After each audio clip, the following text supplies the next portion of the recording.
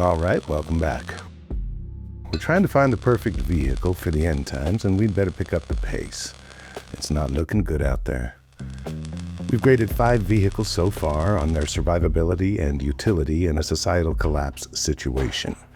We have 10 to go, so I figured it would be a good time for a little recap. Let's take a look at the leaderboard as it stands now.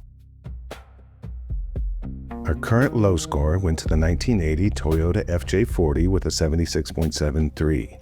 Although it scored high in engine durability and field repair, it underachieved in distance and speed, fuel efficiency, and it uses a timing chain instead of gear-driven timing. Next was its younger cousin, the 1985 Toyota 4Runner, coming in at 77.83. This Toyota pickup in a beachcomber body scored top of class in most of the tests, but it couldn't overcome a 0 in power takeoff ability. Besides not having a PTO for winching, it also lacks bolted extraction points, so getting out of a backcountry jam is a real problem in a 4Runner. The 4Runner also took a hit in readiness due to its nylon timing chain guides, which need to be swapped out for steel. The 1980 International Scout II currently holds the 3rd spot with 79.45. Its high-nickel school bus engine is a champ, but if you let it sit for a while, you need to go through a tedious manual oil priming, or the bearing lamination will tear free. Its dual PTOs gave it the edge over the Toyotas. The 2nd spot is currently held by the 1979 Ford F-150 Dentside, which scored an 83.78. It was solid in every category. It's overbuilt in pretty much every area. If it had a 3rd PTO, it would have beaten the Suburban, which does have 3. And that 1972 Suburban is our current leader, with an FTO of 85.35. You can live in it, it's reliable as hell and easy to fix when needed. Parts are everywhere, and it can take on armor.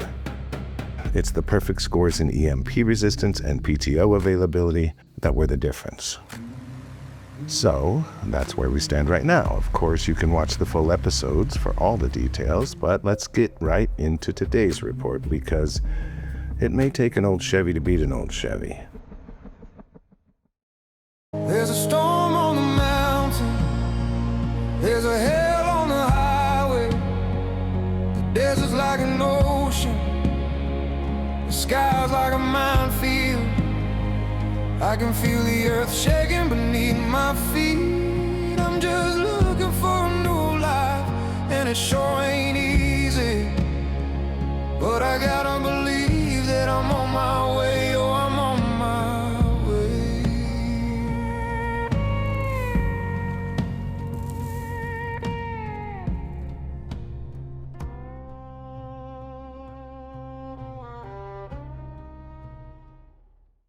The Chevy K5 Blazer, the only fully convertible vehicle in its class. When you remove the roof, even the cab is uncovered, so if you flip it, you're kissing rocks. Under the hood, there were some options. The Blazer had 3 factory engine choices, the 250 cubic inch Inline-Six and the 307 and 350 cubic inch 8 cylinders. Only one drivetrain configuration gets put to the test, so I have to find the best candidate first. Any configuration featuring the turbo hydromatic 350 automatic transmission is immediately disqualified. We don't do automatics here because they're a nightmare in the field. Electronic fuel injection systems are also disqualified in favor of mechanical induction. And that leaves us with a few eligible manual configurations. The 307 cubic inch V8 is eligible, but it wasn't chosen because its smaller bore and shorter stroke limit its high load thermal efficiency. The 250 cubic inch Inline-Six is passed over because it lacks power, and later iterations utilized integral cylinder heads, which were susceptible to catastrophic cracking. The 1971 and 72 K5 Blazer with a 350 cubic inch V8 engine, the heavy-duty Sm465 4-speed manual transmission, and the NP205 gear-driven transfer case were the clear choice. All 3 components scored a 95+. but front disc brakes were introduced in 71, so that eliminated the 69 and the 70. We had our apex. So this is the configuration I ran through the 17-point testing protocol to see how it would fare in a complete societal collapse. It's trying to unseat its big brother, the Suburban, from the top spot, so let's take a look at the scores. The first 3 scores go to the drivetrain and engine durability and reliability. All 3 items score over 95 in this category, and you can expect lifespans ranging from 300,000 to over 400,000 miles. There were no fatal flaw penalties to assess in the readiness category. I took off 5 points because you'll be adjusting and filing your points all the time, but that's pretty petty stuff. Timing. The engine loses some points here because it uses a double row timing chain instead of gears. With this motor, however, a broken chain isn't catastrophic like it is in most engines. Gear-driven timing was the correct answer, Bob. The steering is completely sovereign. It has a self-contained manual recirculating ball steering box that cannot fail from a hydraulic fluid leak. On top of that, the Blazer is completely immune to an electromagnetic pulse. It runs on a mechanical fuel pump, a carburetor, and a points distributor requiring absolutely 0 electronic modules. Parts interchangeability, it scored a 98, almost perfect. The 1972 Blazer sold over twice as many units as the Ford Bronco did that same year, and it shares about 80% of its mechanical parts with millions of Chevy pickup trucks, so scavenging will be incredibly easy.